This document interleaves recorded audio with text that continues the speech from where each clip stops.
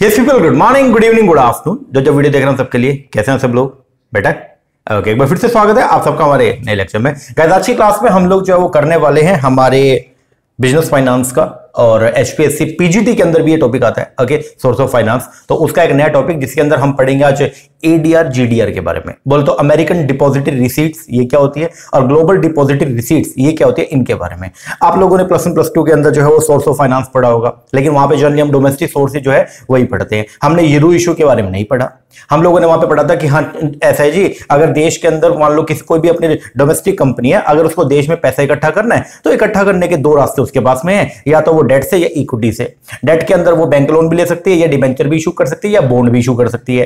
ठीक है, और इक्विटी के तौर पे वो या तो खुद का पैसा लगा सकती है, जैसे बोलो तो इक्विटी शेयर हो गया, इक्विटी शेयर इशू करके आप पैसा रेज कर सकते हैं। लेकिन होता क्या है अब कि बहुत बार ऐसा होता है कि जो अंडर डेवलपिंग कंट्री होती है, मान लो जैसे अगर हम अपने यहां की बात करते हैं, हमारी जो कंट्री है वो डेवलपिंग कंट्री है। ठीक है ना, पहले एक बात बताओ, गरीब लोगों को अमीर के पास अप्रोच करना पड़ता है पैसा लेने के लिए, या अमीर लोगों को गरीब को अप्रोच करना पड़ेगा पैसा लेने के लिए? आप बस नॉर्मल सी एक बात कर रहे हैं हम लोग। ठीक है, तो नॉर्मल बात जो है वो ये है कि जो गरीब इंसान है ना वो अमीर को अप्रोच करता है, वो वहां पे जाएगा, उनको बोलेगा कि भैया थोड़े पैसे दे दो, काम धंधा शुरू करना है। ओके, लेकिन अमीर आदमी कभी भी जो है वो अप्रोच नहीं करेगा। और ये जो डिपॉजिटरी रिसीट्स होती है, चाहे वो एडीआर हो चाहे वो जीडीआर हो, वो बेसिकली गरीबों के लिए है। गरीबों इन द सेंस ये है कि जिन लोगों के पास में अपनी खुद की लिमिट एग्जॉस्ट हो चुकी है। जैसे अगर इंडियन कंपनी की मैं बात करता हूं, अगर इंडियन कंपनी ने इंडिया से पैसा रेस कर लिया फिर भी उसकी नीड पूरी नहीं हो रही है तो वो जाएगी बाहर, समझ रहे हो? लेकिन हम बाहर जा रहे हैं, कभी भी ऐसा होता है क्या बाहर के लोग यहां पे कभी नहीं आएंगे पैसा रेस करने के लिए,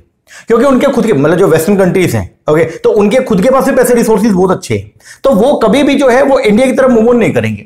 बहुत ही कम चांसेस होता है कि वो इंडिया के अंदर आए। होता यह है कि इंडिया के लोग, इंडिया की कंपनीज जो है वो बाहर मूव ऑन करेंगी, क्या करने के लिए? पैसा रेस करने के लिए। तो ये जो डिपॉजिटरी रिसीट्स जो अब हम पढ़ने वाले, पहली बात तो ये सोर्स ऑफ फाइनेंस है। सोर्स ऑफ फाइनेंस मतलब अगर आपको पैसा इकट्ठा करना है डोमेस्टिकली तो आप क्या करते हो? आप इशू करते हो शेयर्स को, आप इशू करते हो डिबेंचर्स को। ओके, रफली बोल रहा हूं एक बार। ओके, लेकिन अगर आपने जो है वो इंटरनेशनल लेवल पे जाके पैसे जो है वो इकट्ठा करना है, तो पहली बात तो उसको क्या बोलते हैं? उसको बोलते हैं यूरो इशू। क्या बोलते हैं? Euro issue. ध्यान देना, EURO, यूरो इशू। तो अगर आप जो है वो पैसा इकट्ठा करना चाहते हो, कहां से? बाहर से। बाहर मतलब देश के बाहर से अगर आप पैसा इकट्ठा करना चाहते हो तो उसको क्या बोलते हैं? उस मैकेनिज्म को, चाहे बाहर से पैसा कैसे भी करो, चाहे बाहर से आप पैसे इकट्ठा करो बॉन्ड के तौर पे, डिबेंचर के तौर पे, इक्विटी के तौर पे, हमें मतलब नहीं है, उस पूरे होल मैकेनिज्म को बोलते हैं यूरो इशू। तो यूरो इशू का मतलब क्या होता है कि जब कोई इंडियन कंपनी अगर बाहर से पैसा रेस करती है तो उस पूरे टोटल मैकेनिज्म को बोलते हैं हम लोग क्या? Euro issue. क्या बोलेंगे? Euro issue. याद रखो क्या आई थी जी। अब जैसे आप इंडिया में अगर आप पैसा इकट्ठा करते हो, ठीक है, in the form of debt और इक्विटी, उसी तरीके से आप बाहर से भी पैसा डेट और इक्विटी के तौर पे इकट्ठा कर सकते हो, जो कि हमने सोर्स ऑफ फाइनेंस में पढ़ भी लिया ऑलरेडी। तो अगर हम लोग जो है वो क्या करते हैं, पैसा इकट्ठा करते हैं इक्विटी डेट के तौर पे, तो हम इशू करेंगे बाहर जाके क्या? Foreign currency convertible bond and foreign currency exchangeable bond. ये पूरा का पूरा प्रोसेस हम पढ़ चुके हैं ऑलरेडी। और अगर हम जो है वो क्या करना चाहते हैं, बाहर मतलब इंडिया के बाहर से अगर इक्विटी के तौर पे पैसे इकट्ठा करना चाहते हैं तो हम लोग इशू करेंगे डीआर, बोले तो डिपॉजिटरी रिसीट, जिसके अंदर बेसिकली एडीआर एंड जीडीआर आता है। और यही अपना आज का टॉपिक रहने वाला है कि एडीआर जीडीआर की कहानी क्या है। तो अगर कोई भी इंडियन कंपनी, ध्यान दीजिएगा, अगर कोई भी इंडियन कंपनी इंडिया के बाहर से पैसे इकट्ठा करना चाहती है तो इंडियन कंपनी जो भी प्रयास करेगी इंडिया के बाहर से पैसे इकट्ठा करने के लिए, वो सब पूरे मैकेनिज्म को क्या बोलेंगे? Euro issue. क्या बोलेंगे? Euro issue. तो यूरो इशू का मतलब जो है वो क्या होता है कि अगर मान लो कोई इंडियन कंपनी बाहर से पैसे इकट्ठा करती है तो उसको बोलेंगे यूरो इशू। अब जब इंडियन कंपनी बाहर जाएगी पैसे इकट्ठा करने के लिए तो दो तरीके हैं, या तो हम बाहर से पैसे इकट्ठा करेंगे in the form of debt, या बाहर से पैसे इकट्ठा करेंगे in the form of equity. अगर हम बाहर से पैसे इकट्ठा करें in the form of debt, बोले तो डेट के तौर पे, तो हम लोग इशू करेंगे दो चीजें, FCEB, FCCB, foreign currency convertible bond, foreign currency exchangeable bond. उसकी कहानी नहीं पढ़ेंगे, ऑलरेडी पढ़ चुके हैं। लेकिन अगर इंडियन कंपनी बाहर से, बोले तो आउटसाइड इंडिया से पैसा रेस करना चाहती है in the form of equity, तो इंडियन कंपनी जो है वो इशू करेगी डिपॉजिटरी रिसीट्स को। किसको? डिपॉजिटरी रिसीट्स को। ओके, तो अब वो डिपॉजिटरी रिसीट जो है वो दो तरह के, एडीआर जीडीआर। अगर इंडिया की कंपनी अमेरिका से पैसे इकट्ठा करना चाहती है तो इंडियन कंपनी इशू करेगी अमेरिकन डिपॉजिटरी रिसीट्स को। और अगर इंडिया की कंपनी अमेरिका के अलावा किसी और नेशन से पैसे इकट्ठा करना चाहती है, लाइक यूके से पैसे इकट्ठा करना चाहती है, तो इंडियन कंपनी इशू करेगी जीडीआर को, बोलते ग्लोबल डिपॉजिटरी रिसीट्स को। तो कहानी जो है शायद एक आपको ओवरव्यू मिलेगा एक बार के लिए कि कहानी है क्या। अब थोड़ा सा इसको इस तरीके से हम समझते हैं। देखो एक बार ध्यान दो, एक इंडियन कंपनी है, ओके। तो इसके अगर हम सोर्सेस की बात करते हैं, सोर्स ऑफ फाइनेंस की अगर मैं इसकी बात करता हूं तो इसके सोर्स ऑफ फाइनेंस दो तरीके से हैं। इसके जो सोर्स हैं वो दो होंगे, या तो ये पैसा जो है वो इकट्ठा, ध्यान देना एक इंडियन कंपनी है, उसके सोर्स ऑफ फाइनेंस की अगर मैं बात करता हूं तो इंडियन कंपनी पैसे इकट्ठा कर सकती है या तो डोमेस्टिकली, कैसे, डोमेस्टिकली, या इंडियन कंपनी पैसे इकट्ठा कर सकती है कहां से, फॉरेन सोर्स से। कहां से, फॉरेन सोर्स से। ध्यान देना बहुत इंपॉर्टेंट है। एक इंडियन कंपनी है, ठीक है, इंडियन कंपनी, उसके सोर्स ऑफ फाइनेंस की अगर हम बात करते हैं तो इंडियन कंपनी जो है पैसा कहां से ले सकती है, या तो इंडिया से पैसे इकट्ठा कर सकती है या फॉरेन से। अगर इंडिया की कंपनी इंडिया से पैसे इकट्ठा करती है तो दो तरीके हैं, या तो डेट के फॉर्म में या इक्विटी के तौर पे हम लोग जो इशू कर सकते हैं इक्विटी शेयर को या प्रेफरेंस शेयर को। या डेट की अगर हम बात करते हैं तो डेट के तौर पे हम लोग जो है वो इशू कर सकते हैं किस चीज को, डेट के तौर पे जो है वो हम लोग इशू कर सकते हैं किसको, डिवेंचर्स को या फिर बॉन्ड्स को या फिर बैंक लोन। ये भी इसी का पार्ट है, जो बैंक लोन है वो भी डेट का पार्ट है, बोल तो उधार का पैसा। ओके, आई होप ये बात समझ में आ रहा होगा। तो सोर्स ऑफ फाइनेंस के तौर पे एक तो डोमेस्टिक सोर्स है और एक फॉरेन सोर्स है, ठीक है। ये लॉन्ग टर्म की बात कर रहा हूं, शॉर्ट टर्म के लिए आप मनी मार्केट में भी जा सकते हो, वहां पे कमर्शियल पेपर भी जारी कर सकते हो, ठीक है। शॉर्ट टर्म की बात नहीं कर रहा, वर्किंग कैपिटल फाइनेंसिंग की बात नहीं कर रहे, लॉन्ग टर्म की बात कर रहे हैं। ओके, तो एक इंडिया की कंपनी अगर पैसे इकट्ठा करना चाहती है, ठीक है, तो उसके बाद सोर्स ऑफ फाइनेंस जो है वो दो तरीके से, या तो डोमेस्टिकली या फॉरेन। डोमेस्टिक सोर्स तो ठीक है, उसकी कहानी सेटिस्फाइड करते हैं, ऑलरेडी हम पढ़ चुके हैं। लेकिन बात करते हैं फॉरेन सोर्स का। अगर इंडिया की कोई भी कंपनी फॉरेन से पैसे इकट्ठा करना चाहती है तो उसके पास में दो ऑप्शन है, या तो पैसा इकट्ठा करेगी कहां से, डेट से या इक्विटी से। अब पहली बात, अगर इंडिया की कंपनी फॉरेन से कोई पैसा इकट्ठा करना चाहते हैं तो उसको बोलते हैं यूरो इशू। क्या बोलेंगे, यूरो इशू। आई होप समझ में आ गया होगा। यूरो इशू का मतलब क्या है कि एक इंडिया की कंपनी अगर वो फॉरेन सोर्सेज से पैसे इकट्ठा करती है, एक इंडिया की कंपनी अगर वो फॉरेन सोर्सेज से पैसे इकट्ठा करती है तो उसको बोलते हैं हम लोग के यूरो इशू, ठीक है। अब यूरो इशू के अंदर क्या आएगा, अगर इंडिया की कंपनी फॉरेन सोर्सेज से डेट के तौर पे पैसे इकट्ठा करती है या इक्विटी के तौर पे पैसा इकट्ठा करती है तो आता तो वो यूरो इशू है। लेकिन डेट के तौर पे अगर आप पैसे इकट्ठा करेंगे तो दो तरीके हमारे पास में, एक है FCEB foreign currency exchangeable bond, एक है FCCB foreign currency convertible bond. ये कहानी हम ऑलरेडी सोर्सेज ऑफ फाइनेंस में पढ़ चुके हैं। अब अगर इंडियन कंपनी विदेश से पैसे इकट्ठा करना चाहती है in the form of equity तो वो इशू करेगी DR को, डिपॉजिट रिसीट्स को। ध्यान दीजिएगा बहुत इंपॉर्टेंट है। इंडिया की कंपनी इंडिया में तो शेयर इशू कर सकती है, लेकिन इंडिया की कंपनी को अलाउड नहीं है कि वो इंडिया के बाहर भी शेयर इशू करे। अगर इंडिया की कंपनी को इंडिया के बाहर बोले तो फॉरेन में अगर शेयर इशू करने हैं तो वो उसको क्या करना पड़ेगा, उन शेयर को पहले कन्वर्ट करवाना पड़ेगा किसमें, डिपॉजिटरी रिसीट्स में, और फिर वो उन शेयर को जो है वो विदेशों में इशू कर सकते हैं। तो इंडिया की कंपनी अगर विदेशों में इक्विटी अपनी डिस्ट्रीब्यूट करना चाहती है, इक्विटी के तौर पे पैसा रेस करना चाहती है तो वो इशू करेगी किसको, डिपॉजिटरी रिसीट्स को, बोले तो DR। अब ये DR दो तरीके से है, एक है ADR और एक है GDR। ADR बोलते हो अमेरिकन डिपॉजिट रिसीट। इसका मतलब अगर इंडिया की कंपनी अमेरिका से इक्विटी के तौर पे पैसे इकट्ठा करना चाहती है तो इंडियन कंपनी इशू करेगी अमेरिकन डिपॉजिटरी रिसीट्स को। और अगर इंडिया की कंपनी अमेरिका के अलावा किसी और वेस्टर्न कंट्री से अगर पैसे इकट्ठा करना चाहती है तो इंडियन कंपनी इशू करेगी ग्लोबल डिपॉजिटरी रिसीट्स को। आई होप एक पिक्चर आपको पता चल गई होगी। अब क्वेश्चन ये आता है कि ये ADR GDR का मैकेनिज्म क्या है, ADR GDR इशू कैसे होता है। आज का पूरा जो लेक्चर है वो इसी के ऊपर जो है वो बेस्ड है। आइए हम लोग पढ़ना शुरू करेंगे। जब आप लेक्चर पढ़ोगे तो लेक्चर के अंदर आपको जो है शुरू के दो पेजेस जो मैं आपको करवाऊंगा वो मेरे हैंड रिटन है। ओके, ये दो पेजेस जो है, पहला और ये सेकंड पेज, ये मेरे हैंड रिटन है, ये आपको इसमें नहीं मिलेंगे। इसका मैं PDF आपको अपने ऐप के ऊपर में डाल दूंगा, एक बार आप देख लेना। और आगे का टॉपिक आपको जो है वो अपनी एप्लीकेशन अपना नोट्स के अंदर जो है वो मिल जाएगा। जिन बच्चों ने HPSC PGT का कोर्स लिया है, ओके, तो उसमें भी ये टॉपिक है ADR GDR का, तो उनको मैंने ये जो बुक दी है, ओके, पार्ट 1 HPSC PGT का, तो उसमें मिल जाएगा। और जिन बच्चों ने अभी जो कोर्स लिया है किसके लिए, असिस्टेंट प्रोफेसर के लिए, तो असिस्टेंट प्रोफेसर में यूनिट नंबर जो अपना 4 है बिजनेस फाइनेंस का, तो बिजनेस फाइनेंस की यूनिट 4 के अंदर चैप्टर नंबर 2 के अंदर ये टॉपिक आपको लास्ट के अंदर मिल जाएगा, ADR GDR का, सोर्सेज ऑफ फाइनेंस के अंदर। ओके जी, चलो शुरुआत करते हैं ADR GDR की कहानी। पहले आओ थोड़ा बहुत जो मैंने हैंड रिटन लिखा उसको पढ़ते हैं। देखो, आपको मैंने शुरू में बताया कि कई बार क्या होता है कि इंडिया की कंपनी अगर मान लो यहां पे इंडिया में बहुत बड़ा प्रोजेक्ट लगाने की सोच रही है, तो बहुत बड़ा प्रोजेक्ट लगाने के लिए बहुत बड़ी कैपिटल चाहिए, और बहुत बड़ी कैपिटल जो है वो इंडिया में अवेलेबल मान लो अगर नहीं है, इंडिया से हमने पैसा इकट्ठा कर लिया लेकिन फिर भी पैसा पूरा नहीं हो पाया। इंडिया की एक कंपनी है बेचारी टाटा लिमिटेड, वो बहुत बड़ा एक सोलर का जो है प्लांट लगाने की सोच रही है, जिसके लिए एग्जांपल के तौर पे 10,000 करोड़ की जो है वो फंडिंग की रिक्वायरमेंट है। हमने ये इंडिया के अंदर, टाटा कंपनी ने इंडिया के अंदर जो है वो शेयर इशू करे और इंडिया से उसने 2000 करोड़ रुपए जो है वो क्या कर लिया, इशू अपना कलेक्ट कर लिया। लेकिन अभी भी कमी रह गई कितने की, 8000 करोड़ की। और ये 8000 करोड़ की कमी जो है, 2000 करोड़ की कमी तो पूरी हो गई, लेकिन 8000 करोड़ की कमी को पूरा करने के लिए इंडियन कंपनी अब सोच रही है हम क्या करें, टाटा बेचारी सोच रही है क्या करें। तो रतन जी के माइंड में एक आइडिया आया और रतन जी ने यह सोचा कि एक काम करते हैं, हम बाहर चलते हैं, बोलो तो इंडिया के बाहर चलते हैं और वहां से पैसे इकट्ठा करते हैं। ठीक है, अब रतन जी को लोगों ने समझाया कि रतन जी ऐसा है, अगर आप इंडिया से इक्विटी के तौर पे पैसा इकट्ठा करते हो तो आपको इशू करना पड़ता है क्या, ध्यान देना, आपको क्या इशू करने पड़ते हैं, इक्विटी शेयर। लेकिन आप उन इक्विटी शेयर को डायरेक्टली बाहर इशू नहीं कर सकते। अगर आपको इक्विटी शेयर बाहर इशू करने हैं तो आपको उनको पहले कन्वर्ट कराना पड़ेगा इन the form of depository receipts, in the form of depository receipts, और फिर आप इनको जो है वो विदेशों में इशू कर सकते हो और विदेशों से पैसा रेज कर सकते हो। तो अब आप जो है वो है रतन टाटा। अब रतन टाटा जो है वो समझना चाहता है कि एडीआर जीडीआर की कहानी क्या है, और मैं हूं जी आपका मैनेजर और मैं अब आपको समझा रहा हूं, तो आप मेरे मालिक हो। ओके, तो मालिक, एडीआर जीडीआर की कहानी क्या होती है, जब कभी भी इंडिया के अंदर अगर आपको पैसा जो है वो कम हो जाए, इंडिया में अगर आप पैसा रेज नहीं कर पा रहे हो तो आप बाहर जो है वो क्या करते हो, स्विच करते हो। पढ़ते हैं, it is difficult for the company from developing country. किसकी बात हो रही है, डेवलपिंग कंट्री की।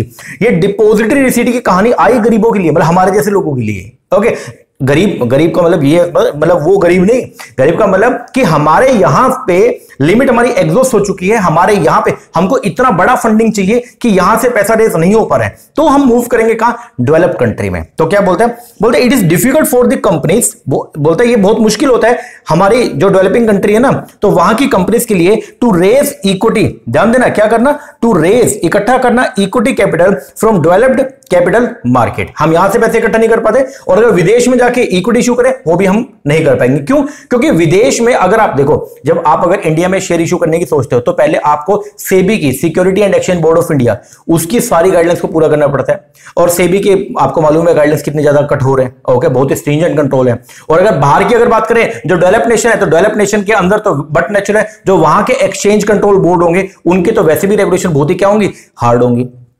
तो बोलता है द कंट्री रिस्क। अब हम बाहर से पैसा इकट्ठा जल्दी से नहीं कर पाते, उसके पीछे रीजन क्या है, एक तो कंट्री रिस्क, बाहर के लोगों को डर लगा रहता है कि यार इंडिया चारों तरफ से जो है वो घिर चुका है। ठीक है, अब इंडिया में कल को कोई पंगा अगर राइज हो गया तो हमारा पैसा डूब जाएगा। एक तो कंट्री रिस्क है, the country risk of these companies high and the listing and the disclosure requirement जो है डेवलप कैपिटल मार्केट की, लाइक यूएस मार्केट। अगर आप सोच रहे हो यूएस के से पैसे इकट्ठा करने की, तो यूएस के अंदर अगर आपको अपनी कंपनी के शेयर या फिर कोई भी सिक्योरिटी अगर लिस्ट करवानी है तो उनका लिस्टिंग एग्रीमेंट बहुत ही खतरनाक है। आपको वहां के सारे नॉर्म्स को पहले पूरा करना पड़ेगा, और सारे नॉर्म्स बहुत ही खतरनाक है, उनको पूरा करने में बहुत वक्त लग जाता है।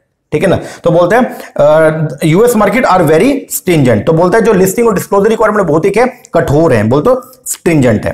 तो यहां पे जब आप डायरेक्टली शेयर इशू नहीं कर सकते तो एक इनडायरेक्ट मेथड जो है अब इंडिया की कंपनी के पास में अवेलेबल होता है। पहले पैरा के अंदर क्या बोलता है ये बहुत ही डिफिकल्ट है अपनी कंपनीज के लिए, मतलब डेवलप कंट्री की कंपनीज के लिए बहुत ही मुश्किल है क्या, बाहर से पैसा रेज करना, डेवलप कंट्री से पैसा रेज करना। क्यों, दो रीजन है, एक तो कंट्री रिस्क, बाहर के लोग घबराते हैं हमारी कंट्री में पैसा डायरेक्टली इन्वेस्ट करने के लिए, और दूसरा जो रिस्क है वो क्या है कि वहां पे अगर आप अपनी सिक्योरिटी को लिस्ट कराने की सोचते हो ना, तो उन कंट्रीज के जो एक्सचेंज कंट्रोल बोर्ड्स हैं उनकी लिस्टिंग रिक्वायरमेंट बहुत ही खतरनाक होती है, उनकी रेगुलेटरी रिक्वायरमेंट बहुत ही ज्यादा टफ होती है, तो उनको पूरा करने में हमारा बहुत वक्त जो है वो चला जाएगा। तो अगर आपको बाहर से पैसे इकट्ठा करना है डायरेक्टली तो बहुत ही मुश्किल है, इनडायरेक्ट तरीका आपके पास में है, और वो क्या है, डीआर का। आओ पढ़ते हैं।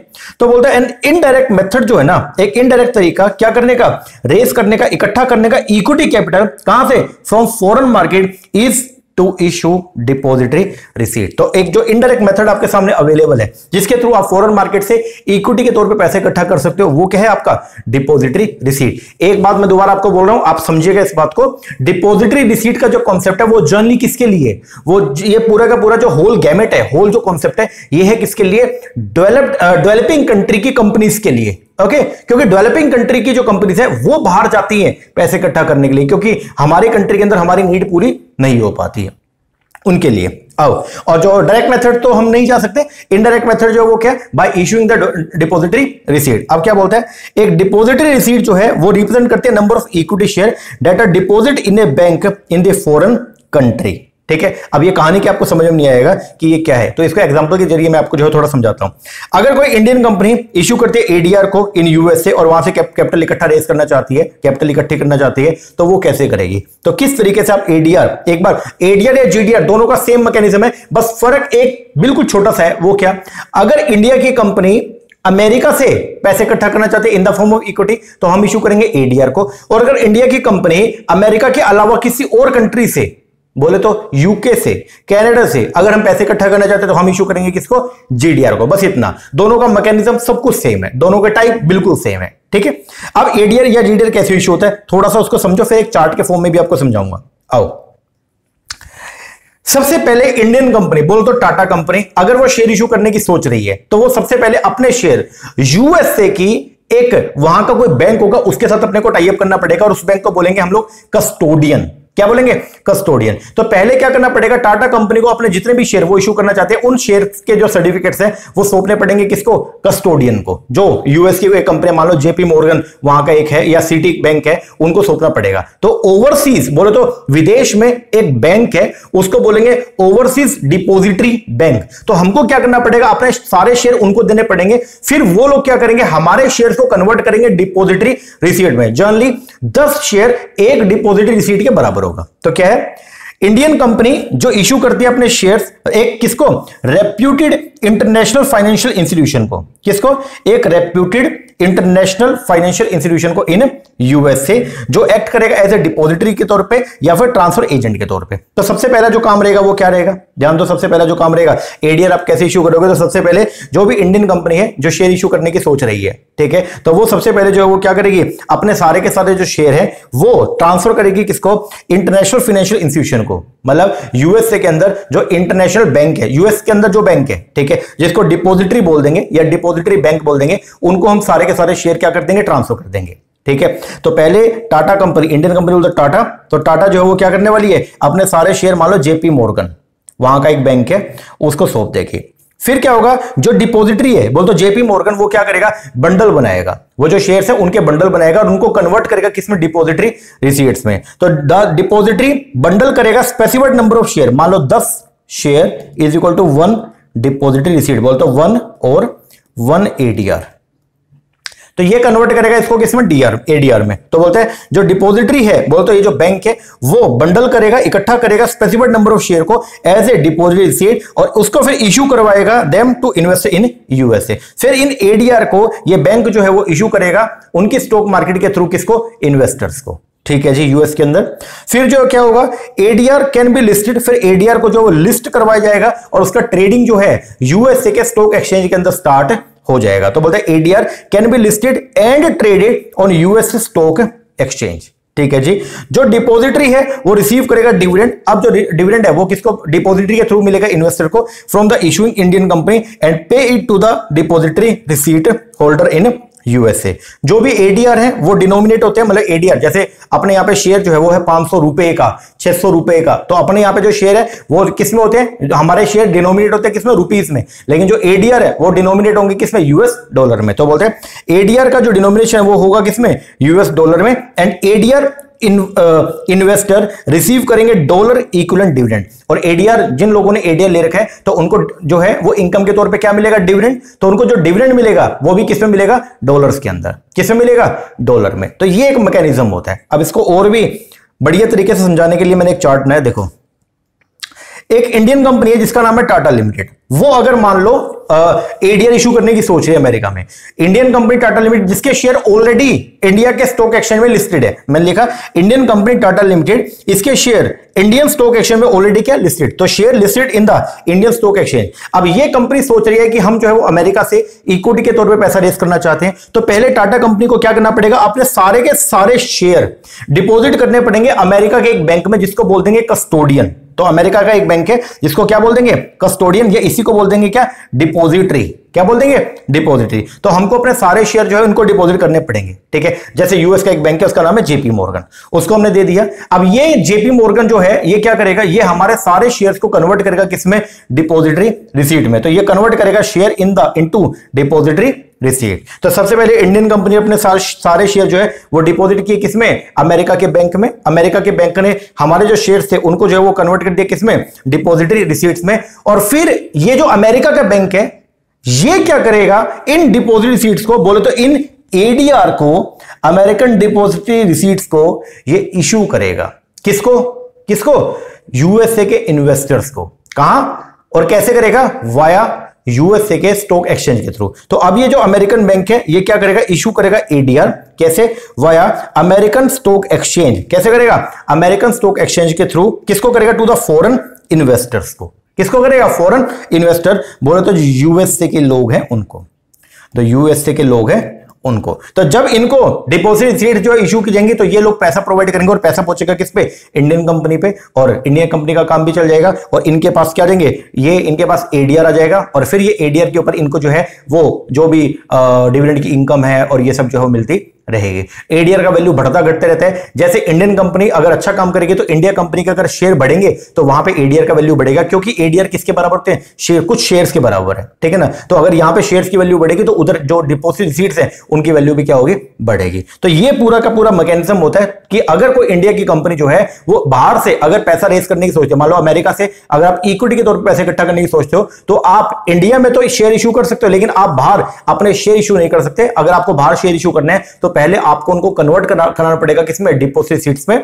और आप डायरेक्टली नहीं जा सकते हो, आपको बीच में कस्टोडियन को एज एन इंटरमीडिएट लेना ही लेना पड़ेगा। तो ये पूरा का पूरा सिस्टम होता है किसका, डिपॉजिटरी रिसीट्स का। अब ये अगर अमेरिका से कर रहे हो तो आपको इशू करोगे एडीआर, और अगर अमेरिका के अलावा किसी और नेशन से पैसा इकट्ठा कर रहे हो तो आप इशू करोगे किसको, जीडीआर को, बोल तो ग्लोबल डिपॉजिटरी रिसीट्स को। आई होप शायद समझ में आ गया होगा आपको एडीआर जीडीआर क्या होता है। अब छोटा सा इसका एक पॉइंट हो रहा है, पहले है लेवल। लेवल की बात करते हैं तो एडीआर या जीडीआर के लेवल 3 होते हैं, लेवल 1, लेवल 2, लेवल 3, ठीक है। वैसे यहां से मुझे लगता नहीं क्वेश्चन आएगा, लेकिन फिर भी आ गया तो भाई बता देता हूं एक बार। लेवल 1, 2, 3 ये तीनों लेवल की कहानी क्या होती है। लेवल 1 जो है, अब यहां पे जो है वो क्या होगा, लेवल 1 में अगर आप लेवल 1 इशू करते हो, लेवल 1 एडीआर इशू करते हो तो आपके ऊपर जो रेगुलेटरी रिक्वायरमेंट है वो थोड़ी सी कम होती है, ठीक है। लेकिन आपको जो अमेरिकन मार्केट का जो एक्सेस है वो भी कम मिलेगा। लेकिन लेवल 3 पे रेगुलेटरी रिक्वायरमेंट या रिपोर्टिंग रिक्वायरमेंट बहुत ज्यादा बढ़ जाएंगी, बहुत सारे डॉक्यूमेंट आपको पहले देने पड़ेंगे, लेकिन आप फिर हर जगह पे जो है अपने डिपॉजिट रिसीट को इशू कर सकते हो। इसका मतलब क्या है, लेवल 1 पे रिपोर्टिंग की रिक्वायरमेंट भी कम रहेंगी और जो एक्सेस है किसका, यूएस मार्केट का, वो भी क्या रहेगा, कम रहेगा। लेकिन लेवल 3 के अंदर रिपोर्टिंग रिक्वायरमेंट बढ़ जाएंगी, बहुत सारे डॉक्यूमेंट आपको पहले जमा कराने पड़ेंगे अगर आपको डीआर इशू करनी है। लेकिन साथ में अगर आपने सारे डॉक्यूमेंट इशू करवा दिए तो लेवल 3 आपको बहुत ज्यादा एक्सेस दे देगा, कहां का, पूरी की पूरी यूएस मार्केट का। आप यूएस मार्केट में किसी भी एक्सचेंज के जरिए जो है वो अपने डिपॉजिट रिसीट्स को जो है वो जारी करवा सकते हो। तो लेवल 1, पहली बात तो एडीआर या जीडीआर के जो लेवल है कितने होते हैं, 3, लेवल 1, 2, 3। अब इनकी कहानी क्या है तो यहां पे दे रखा है, the level determine the degree. Level क्या डिटरमाइन करते हैं, डिग्री ऑफ एक्सेस। एक तो किसकी बात करेंगे, डिग्री ऑफ एक्सेस की, और दूसरी बात करेंगे रिपोर्टिंग रिक्वायरमेंट की। एक तो बात करेंगे डिग्री ऑफ एक्सेस की और एक बात करेंगे रिपोर्टिंग रिक्वायरमेंट की। Level 1 have fewer requirement. Level 1 की जो रिक्वायरमेंट है वो बहुत ही क्या होती है, कम होती है, बट लिमिटेड मार्केट असेस। लेकिन इनका मार्केट असेस भी क्या होता है, लिमिटेड होता है। मतलब ये कम जगह पे आप यूएस में इशू तो कर सकते हो एडीआर, लेकिन कम जगह पे जा सकते हो, ठीक है। वाइल जबकि लेवल 3 इन्वॉल्व मोर एक्सटेंसिव रिपोर्टिंग। लेवल 3 की जो रिपोर्टिंग है वो बहुत ही क्या होती है, एक्सटेंसिव, बहुत सारे डॉक्यूमेंट आपको पहले जमा कराने पड़ते हैं, लेकिन and provide deeper access to US market. लेकिन ये आपको डीपर एक्सेस जो है वो भी प्रोवाइड करवाता है। तो ये जो है ये चीज होती है लेवल ऑफ एडीआर, 3 होते हैं, लेवल 1, 2, 3। लेवल 1 जो है उसमें क्या होता है, एक्सेस एंड रिपोर्टिंग रिक्वायरमेंट जो है वो क्या होती है, बहुत ही कम होती है। लेकिन लेवल 3 के अंदर रिपोर्टिंग रिक्वायरमेंट बहुत ज्यादा है, लेकिन आपको डीपर मार्केट असेस भी मिलता है, ठीक है। इसके अलावा जो आपके टाइप है एडीआर के टाइप, वो 2 तरह के होते हैं, एक है स्पॉन्सर्ड, एक है आपका अनस्पॉन्सर्ड। स्पॉन्सर्ड या अनस्पॉन्सर्ड की अगर बात करें तो इसमें एक बेसिक डिफरेंस ये है, जो स्पॉन्सर्ड एडीआर होते हैं ना, वो आप जैसे अब इंडिया के अंदर जो स्टॉक मार्केट है, जो स्टॉक एक्सचेंज है, मेजरली वो कितने हैं, 2 है मेजर, एक है एनएससी और एक कौन सा, बीएससी। उसी तरीके से अमेरिका के अंदर भी कई सारे स्टॉक एक्सचेंज है, ठीक है ना, न्यूयॉर्क स्टॉक एक्सचेंज है, नेस्डैक है, ओके।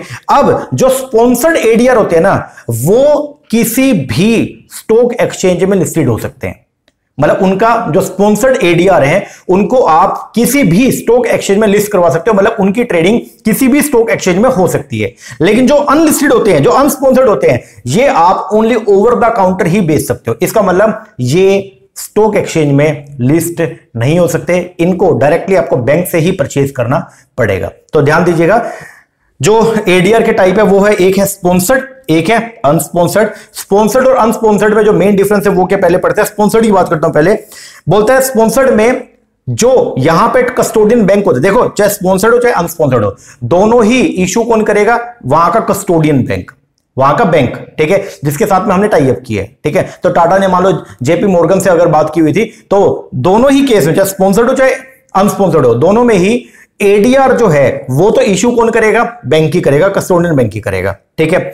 लेकिन स्पॉन्सर्ड में टाटा का जेपी मॉर्गन के साथ में एक लीगल एग्रीमेंट होगा, अनस्पॉन्सर्ड में ऐसा एग्रीमेंट नहीं होगा, ठीक है। दूसरा, अगर स्पॉन्सर्ड है, आपका लीगल एग्रीमेंट है, तो आप अमेरिका के किसी भी स्टॉक मार्केट में आप अपने एडीआर को लिस्ट करवा सकते हो। मतलब आपके एडीआर की जो सेल परचेज है, जो ट्रेडिंग है, वो अमेरिका के किसी भी स्टॉक एक्सचेंज में हो सकती है। लेकिन अनस्पॉन्सर्ड के अंदर जो है वो क्या होगा, क्योंकि आपका लिस्टिंग एग्रीमेंट ही नहीं है, तो उस केस के अंदर अगर अमेरिका के किसी पर्सन को आपकी कंपनी का एडीआर चाहिए, तो फिर वहां पे क्या होगा, उसको परचेज करना पड़ेगा स्टॉक मार्केट के थ्रू नहीं, ओनली उस बैंक से डायरेक्टली, जिसको बोलता है ओवर द काउंटर। तो यहां पे क्या लिखा हुआ है, स्पॉन्सर्ड एंड अनस्पॉन्सर्ड में। स्पॉन्सर्ड के अंदर क्या होता है, लीगल एग्रीमेंट जो है वो साइंड होता है between the bank and the company, ठीक है जी। और स्पेशल बात क्या, स्पॉन्सर्ड एडीआर रजिस्टर्ड होते हैं एसईसी में, जो वहां का जो कंट्रोल, जैसे यहां पे सेबी है तो वहां पे एसईसी है, ठीक है ना, अमेरिका में, तो वहां पे रजिस्टर्ड होते हैं and trade with the major stock exchange of USA, और उनका ट्रेडिंग जो है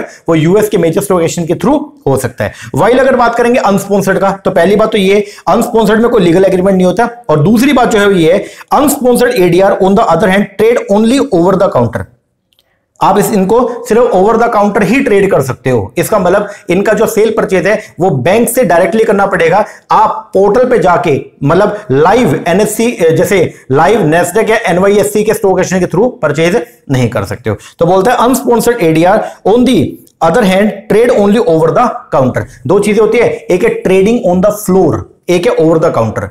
अगर आपके शेयर लिस्टेड है मान लो एनएससी में, तो उसको बोलते हैं over the trading on the floor, मतलब डायरेक्टली उनकी सेल परचेज आप कहीं से भी कर सकते हो। लेकिन अगर आपके शेयर लिस्टेड नहीं है तो उनको आप over the counter he purchase कर सकते हो, बोले तो बैंक में जाके ही परचेज कर सकते हो, लाइव उनकी ट्रेडिंग नहीं चलती है। तो ये डिफरेंस होता है कि इसमें स्पॉन्सर्ड एडीआर में और अनस्पॉन्सर्ड में। जनरली जो चलते हैं वो कौन से चलते हैं, आपके स्पॉन्सर्ड ही चलते हैं। कौन से, स्पॉन्सर्ड, और ये ज्यादा इफेक्टिव भी होते हैं और लोगों का इस पर भरोसा थोड़ा सा ज्यादा भी होता है। तो ये कहानी है आपके एडीआर की, आई होप आपको थोड़ा बहुत समझ में आया होगा।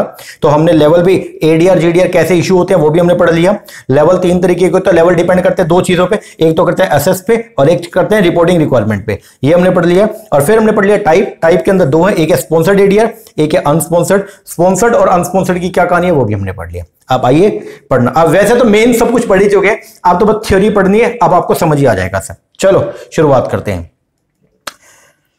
जीडीआर से पहले शुरू करते हैं, फिर एडीआर पढ़ेंगे। आओ, जीडीआर की कहानी क्या है, ग्लोबल डिपॉजिटरी रिसीट्स, जिसको हम जो है वो इंटरनेशनल डिपॉजिटरी रिसीट भी बोलते हैं। ये एक सर्टिफिकेट है, इसको कौन इशू करता है, पहले ये बताओ। सर हम अपने सारे शेयर जो देंगे डिपॉजिटरी बैंक को, और फिर बैंक जो है वो उनको कन्वर्ट करके इशू कन्वर्ट कर देगा उन शेयर को, किसमें, डिपॉजिटरी रिसीट्स में। तो बोलता है it is A certificate which is issue by the depository bank which purchase share, जो क्या करेगा, फॉरेन कंपनी के शेयर को परचेज कर लेगा और उसको एक अलग अकाउंट में डिपॉजिट कर देगा इन the form of the depository receipts, ठीक है। अच्छा, इंडिया की बात करूं, इंडिया की सबसे पहली कंपनी जिसने एडीआर इशू किया था वो कौन सी, जीडीआर इशू किया था, वो थी आपका रिलायंस एंड ग्रासिम।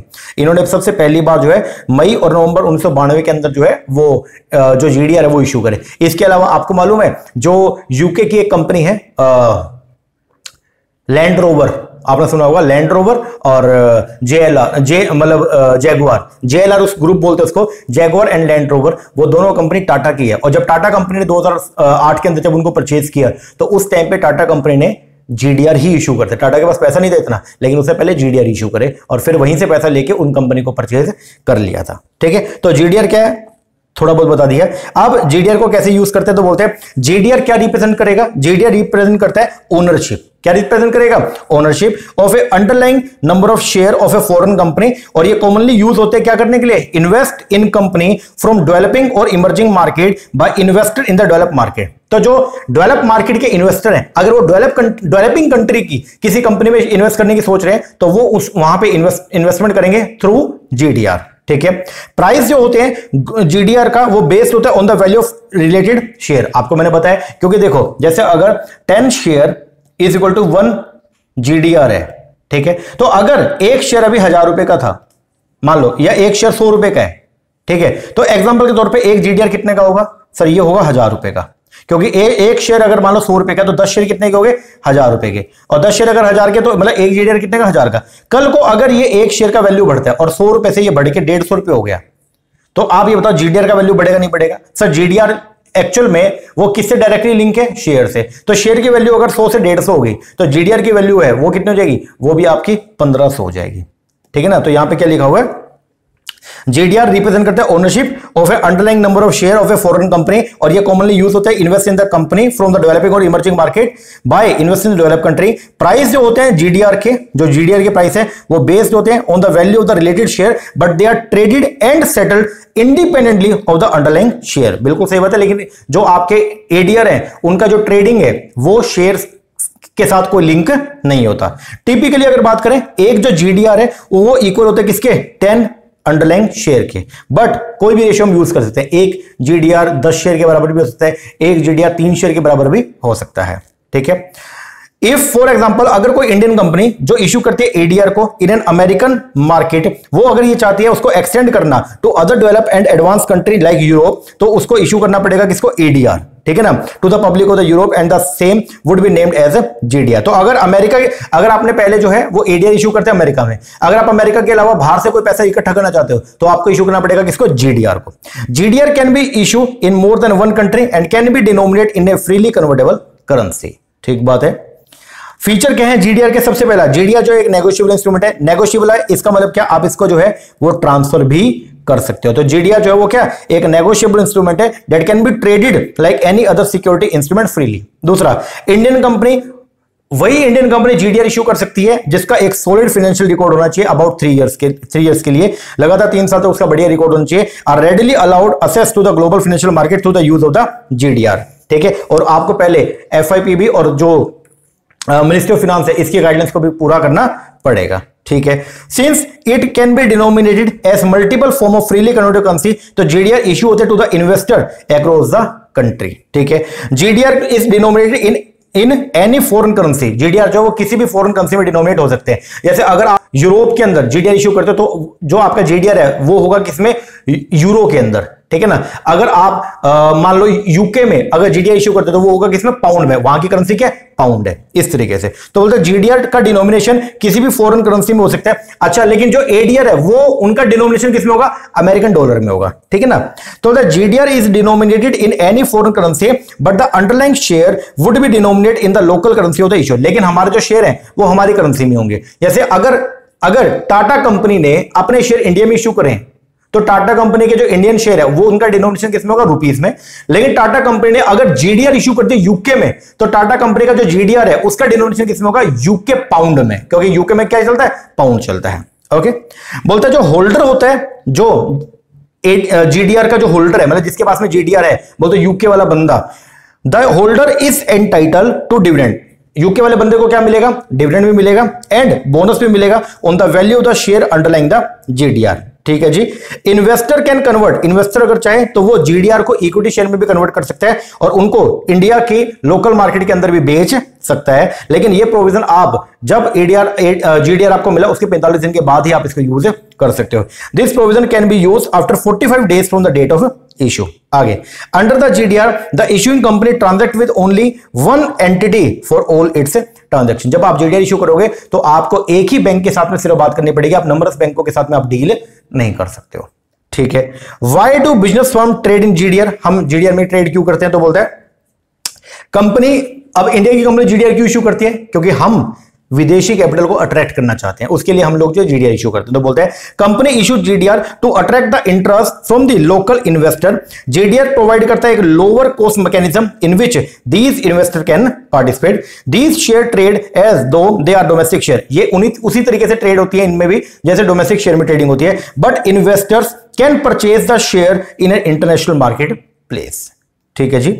आगे who can issue GDR instrument. GDR कौन इशू करता है? तो बोलते हैं पहली बात तो जीडीआर जो है वो एक नेगोशिएबल इंस्ट्रूमेंट है। तो कोई भी कंपनी अगर विदेश से इक्विटी के तौर पे पैसे इकट्ठा करना चाहती है तो वो जीडीआर इशू करता है। और जीडीआर कौन इशू करेगा? हमको पहले वहां के एक कस्टोडियन बैंक से बात करनी पड़ेगी और वो जो इंटरनेशनल बैंक है वही जीडीआर इशू करेगा। तो बोलते हैं जीडीआर एक नेगोशिएबल इंस्ट्रूमेंट है जिसका डिनोमिनेट होगा इन सम फ्रीली कन्वर्टेबल करेंसी में। जीडीआर अनेबल करता है कंपनी को, बोलते हो इश्यूअर को, कि वो असेस कर सकता है investor in the capital market outside of his home country.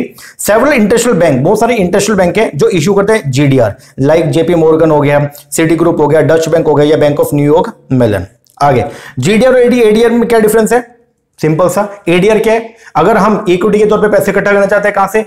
America से, तो हम इशू करेंगे एडीआर। और अगर अमेरिका के बाहर से इकट्ठा करना चाहते हैं तो हम क्या इशू करेंगे? जीडीआर। तो बोलते हैं अमेरिकन डिपॉजिटरी रिसीट, बोलते एडीआर एक डिपॉजिटरी रिसीट है जो इशू की जाएगी एक यूएस डिपॉजिटरी बैंक के द्वारा against a certain number of share owned by non US based company, बोलते जैसे इंडियन कंपनी। जबकि जीडीआर एक डिपॉजिटरी रिसीट है जो इशू की जाएगी इंटरनेशनल डिपॉजिटरी बैंक के द्वारा जो रिप्रेजेंट करेगा फॉरेन कंपनी के स्टॉक को, बोलते टाटा कंपनी के स्टॉक को वो रिप्रेजेंट किया जाएगा।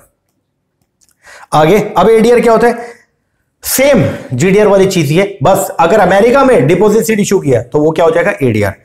ADR stands for the American deposit receipt which is a kind of, जो एक तरीके का क्या नेगोशिएबल सिक्योरिटी इंस्ट्रूमेंट है जो इशू किया जाएगा यूएस के बैंक के द्वारा जो रिप्रेजेंट करेगा specific number of share in a foreign company that trade in US financial market. और एडीआर का जो ट्रेडिंग है वो कहां पे होगा? यूएस की फाइनेंशियल मार्केट के अंदर होगा। आगे ADR make it easy for US investor कि वो परचेज करे stock in the foreign company.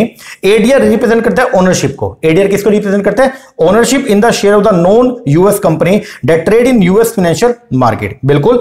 ADR carry price in US dollar. ADR का जो प्राइस है वो किसमें होता है? यूएस डॉलर में। डिविडेंड का पेमेंट कैसे होता है? यूएस डॉलर के अंदर ही। एंड कैन बी ट्रेडेड, और जैसे शेयर का ट्रेडिंग होता है उसी तरीके से एडीआर की भी जो है ट्रेडिंग होती है यूएस के स्टॉक मार्केट में। ADR is issue by the US depository bank. ADR कौन इशू करेगा? यूएस का एक डिपॉजिटरी बैंक इशू करेगा।